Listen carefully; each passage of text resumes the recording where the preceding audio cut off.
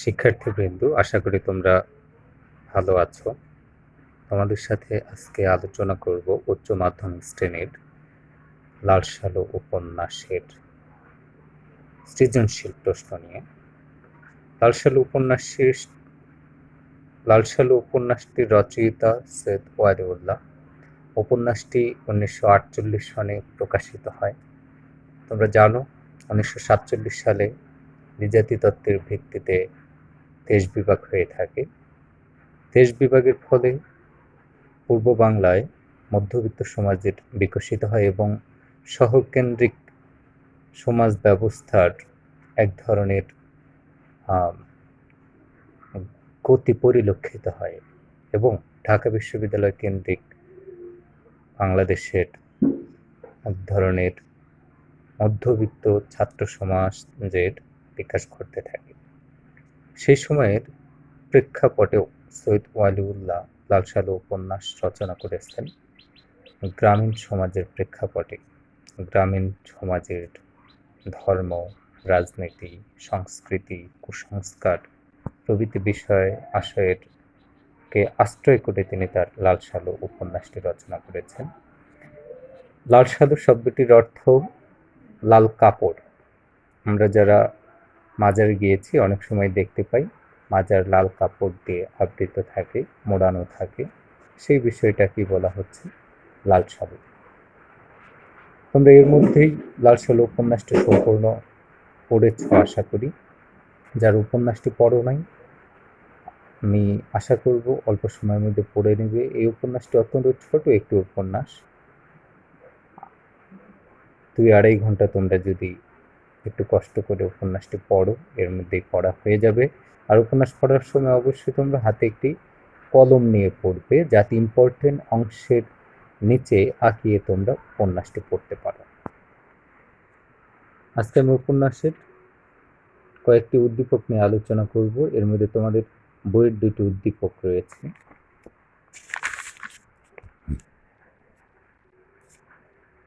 বইয়ের একটি উদ্দীপকে আমরা দেখতে পাচ্ছি, কাজীপাড়া গ্রামের কামরুল কর্মসূত্রে ঢাকায় থাকেন। তিনি চিন্তা করলেন, আধুনিক শিক্ষা ব্যতীত মুসলমানের পরিত্রাণ নেই। এ তাড়না থেকেই তিনি গ্রামে একটি সাধারণ শিক্ষার স্কুল প্রতিষ্ঠা করতে উদ্যোগী হলেন। তিনি গ্রামের মানুষদের বোঝালেন, আধুনিক শিক্ষায় শিক্ষিত হতে না পারলে মুসলমানগণ বর্তমান যুগে পিছিয়ে পড়বে।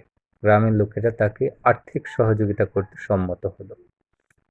এক্ষেত্রে বাদ সাধল গ্রামের প্রভাবশালী ও রক্ষণশীল কতিপয় লোক, ফলে কামরুলের উদ্যোগ সফল হতে পারল না।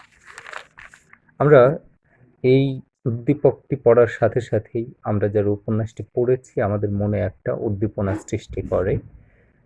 আমরা এখানে উদ্দীপকের একটি প্রশ্ন এমন, উদ্দীপকের কামরুলের সঙ্গে লাল সালু উপন্যাসের কোন চরিত্রের মিল পাওয়া যায়? আমরা সবাই জানি লাল সালু চরিত্রের আক্কাস চরিত্রের মিল পাওয়া যায়। আমরা উদ্দীপকের কামরুল চরিত্রের সাথে যেমন আক্কাস চরিত্রের মিল পাই, ঠিক তেমনি গ্রামের প্রভাবশালী ও রক্ষণশীল কতিপয় লোকের সাথে মজিদ চরিত্রের মিল পাই। লাল সালু উপন্যাসে আক্কাস শিক্ষা প্রতিষ্ঠান প্রতিষ্ঠা করতে চেয়েছিল, কারণ আক্কাস চেয়েছিল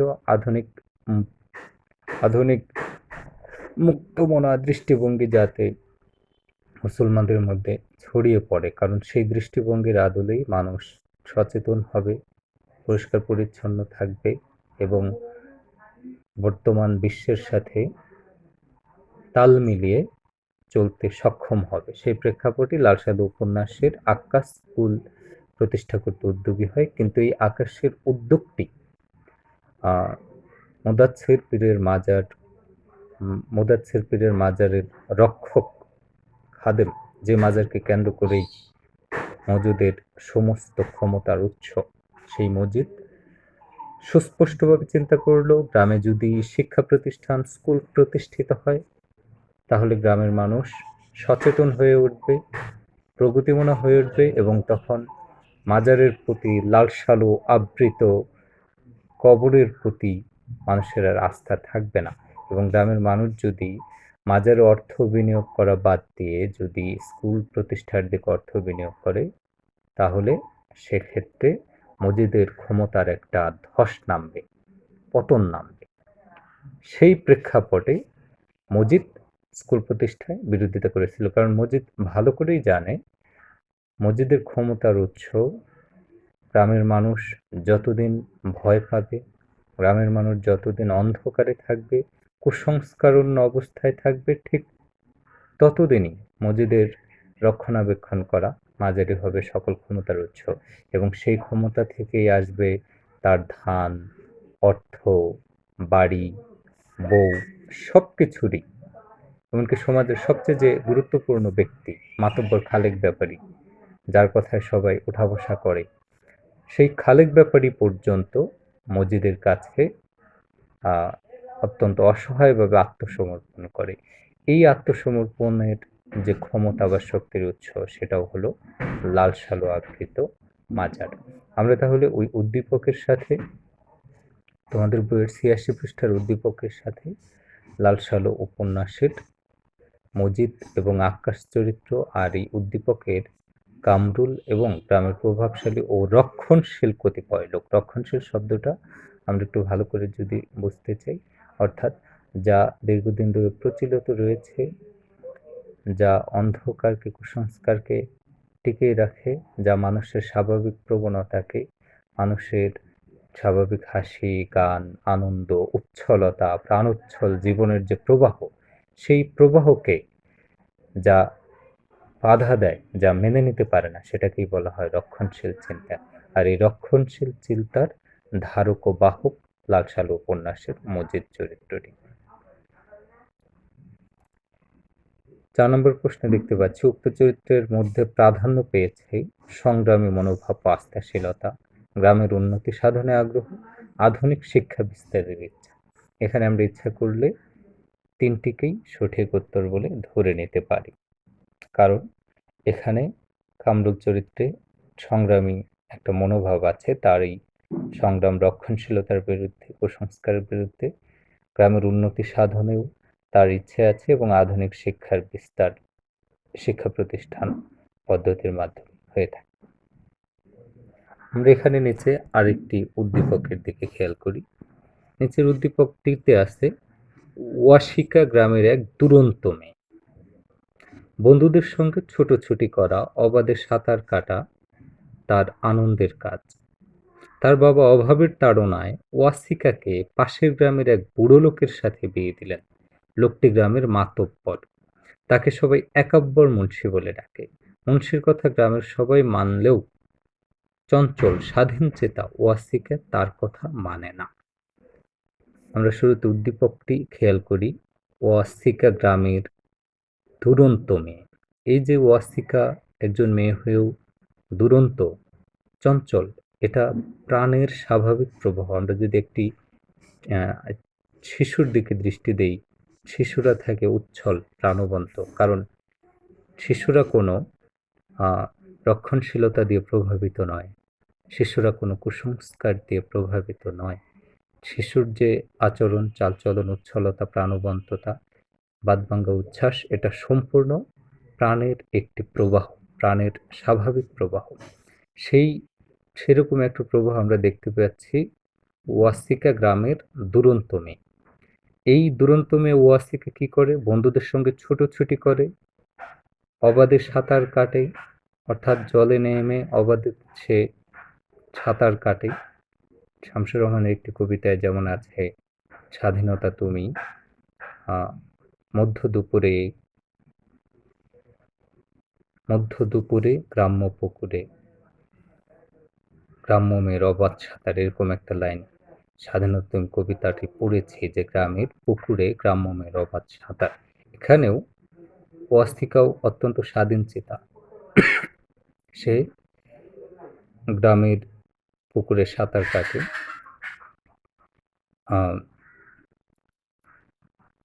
সাঁতার কাটা তার আনন্দের কাজ। কিন্তু ওয়াসিকার বাবা অত্যন্ত অভাবী। এই অভাবের তাড়নায় সে ওয়াসিকাকে স্কুলে ভর্তি করে দিতে পারে না, তার শিক্ষা বিস্তারে সহযোগিতা করতে পারে না এবং তার এই প্রাণের ধর্মটা সে যেন সারা জীবন ধরে রাখতে পারে সেই ব্যাপারে ওয়াসিকার বাবা তাকে সাহায্য করতে পারে না। সে কী করে? ওয়াসিকাকে পাশের গ্রামের এক বুড়ো লোকের সাথে বিয়ে দিলেন। ওয়াসিকা তরুণ, যুবতী, দুরন্ত মেয়ে।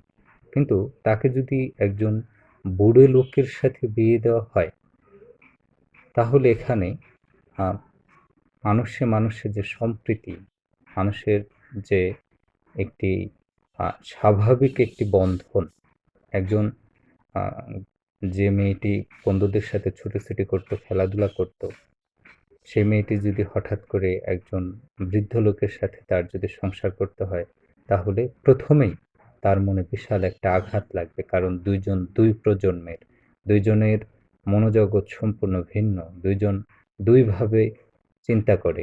একজনের মনে অবাধ উচ্ছ্বাস, দুরন্তপনা, ছুটোছুটি করার স্বভাব। আর সাধারণত বৃদ্ধরা হয়ে থাকে অত্যন্ত রক্ষণশীল এবং বৃদ্ধরা আ বৃদ্ধরা এমন লোককেই বেশি পছন্দ করে যারা ভয় পায়। সেটা ধর্মের দোহাই দিয়ে হোক অথবা অন্য কোনো আইন বা শাসনের মাধ্যমেই হোক, বৃদ্ধরা, বুড়োরা এবং ক্ষমতাসীনেরা সাধারণত আ শোষণ করতে চায়।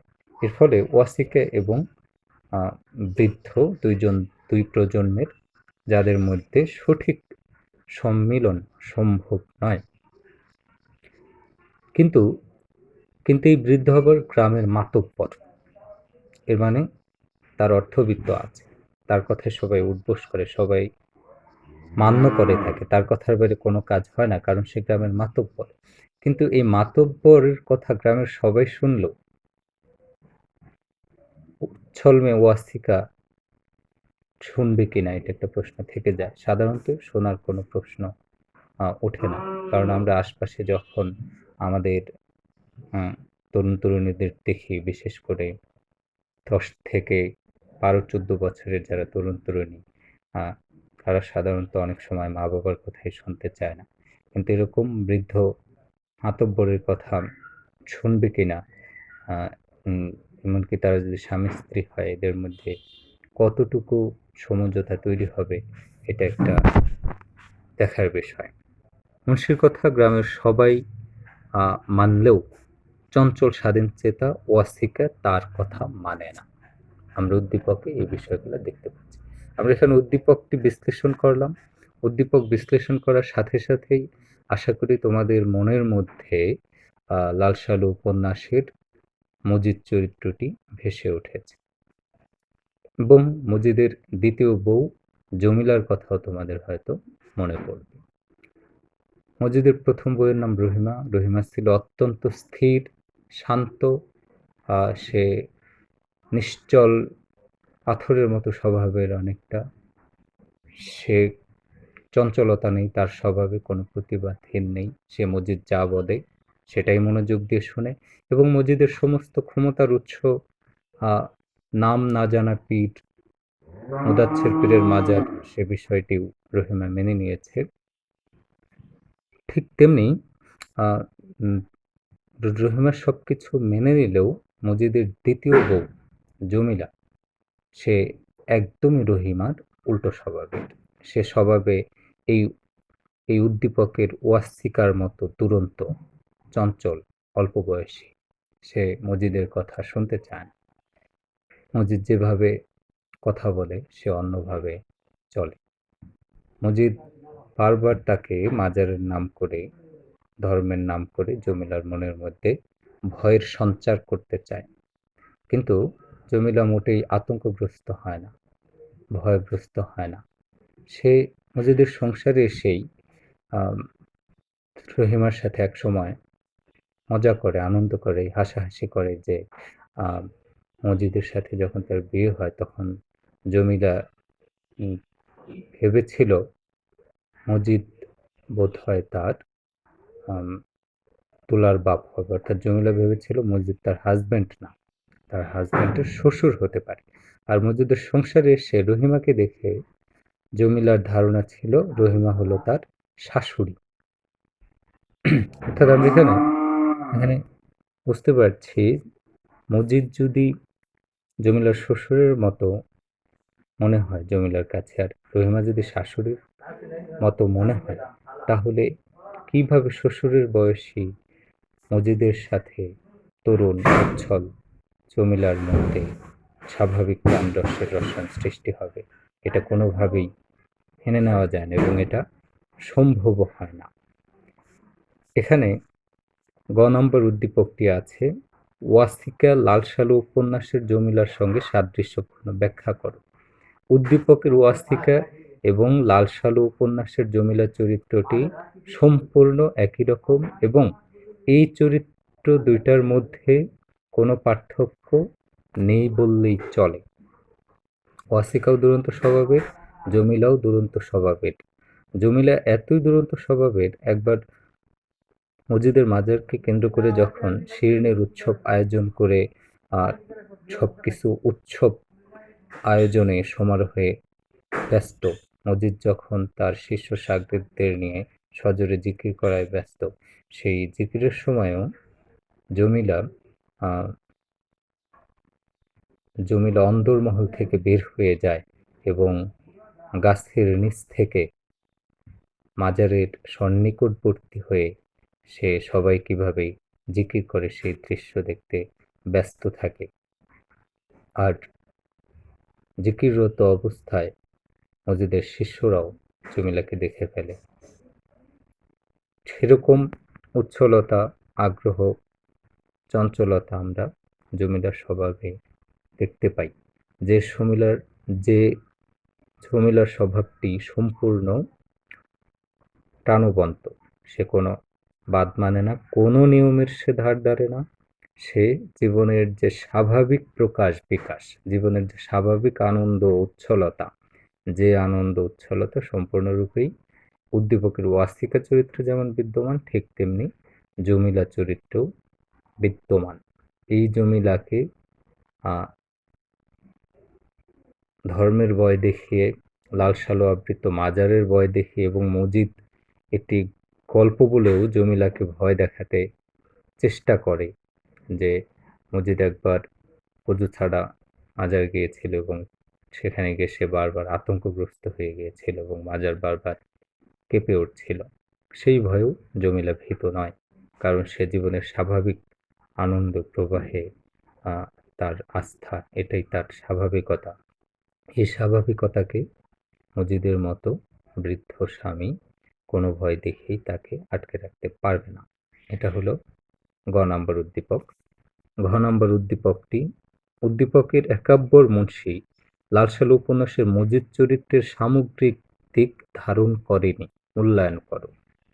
এখানে উদ্দীপকের যে একাব্বর মুন্সির কথা এখানে আছে শুধু গ্রামের মাতব্বর। একাব্বর মুন্সি গ্রামের মাতব্বর, তাকে সবাই একাব্বর মুন্সি বলে। মুন্সির কথা গ্রামের সবাই মানলেও চঞ্চল স্বাধীনচিত্ত ওয়াসিকা তার কথা মানে না।